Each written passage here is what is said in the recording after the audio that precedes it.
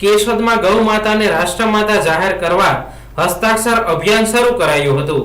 કેશોદ શહેરમાં ગૌ ભક્તો દ્વારા ગૌ માતાને રાષ્ટ્રમાતા જાહેર કરવામાં આવે તેવી એક સંવૈધાનિક માંગ રાખી હસ્તાક્ષર અભિયાનની શરૂઆત કરવામાં આવી હતી। આ અભિયાનની શરૂઆત કરાવવા શ્રી રાયમલધામ આશ્રમ અંજારથી ધનેશ્વરભાઈ જોશી પધાર્યા હતા અને તેમણે કેશોદ શહેરના મુખ્ય માર્ગો પર ફરી હસ્તાક્ષર કરવા પ્રચાર પ્રસાર કર્યો હતો। આ કાર્યમાં મોટી સંખ્યામાં ગૌ સેવકો અને ગૌ ભક્તો જોડાયા હતા અને મોટી સંખ્યામાં ગૌ માતાને બચાવવા ગૌ પ્રેમીઓએ કાગળ પર હસ્તાક્ષર કર્યા હતા। આ અભિયાન લાંબો સમય સુધી ચલાવવાનું છે। દરેક ગૌ પ્રેમીઓએ પોતાના ધર્મની ધરોહર ગણાતી ગૌ માતાની રક્ષા કરવી જોઈએ। ધર્મની જનની અને ધર્મનું મૂળ ગૌ માતા છે।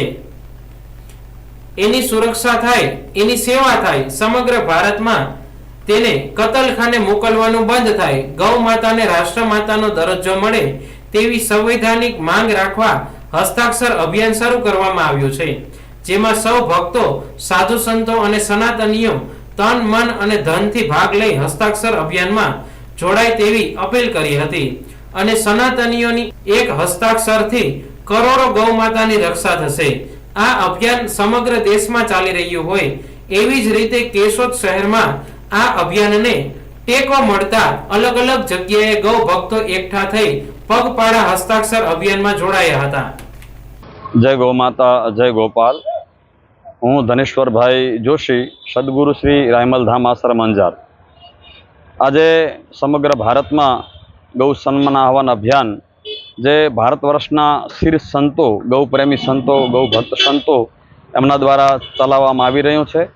આજના દિવસે કેશોદ નગરમાં અહીંયા ગૌ ભક્તો દ્વારા ગૌ માતાને રાષ્ટ્રમાતા જાહેર કરાવવા, ગૌ માતા આરાધ્યા બને અને ગૌ માતાની સેવા અને સુરક્ષા થાય એના માટે એક હસ્તાક્ષર અભિયાન ચાલી રહ્યું છે। કેશોદ નગરમાં આજે બધા ગૌ ભક્તોની સાથે એ અભિયાનનો આજે પ્રારંભ કર્યો છે।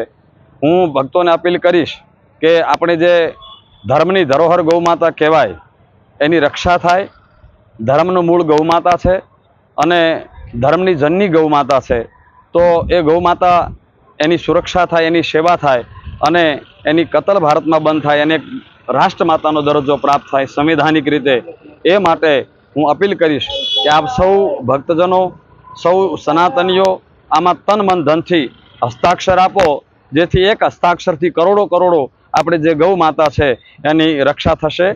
આજે અહીંયા કેશોદનગરમાં અલગ અલગ બધા જે એરિયાઓ છે, અલગ અલગ જે સ્થાન છે, ત્યાં ગૌ ભક્તો આ અભિયાન ચલાવી રહ્યા છે અને ભાવથી ગૌ ભક્તો આમાં હસ્તાક્ષર કરી રહ્યા છે। જય ગૌ માતા, જય ગોપાલ।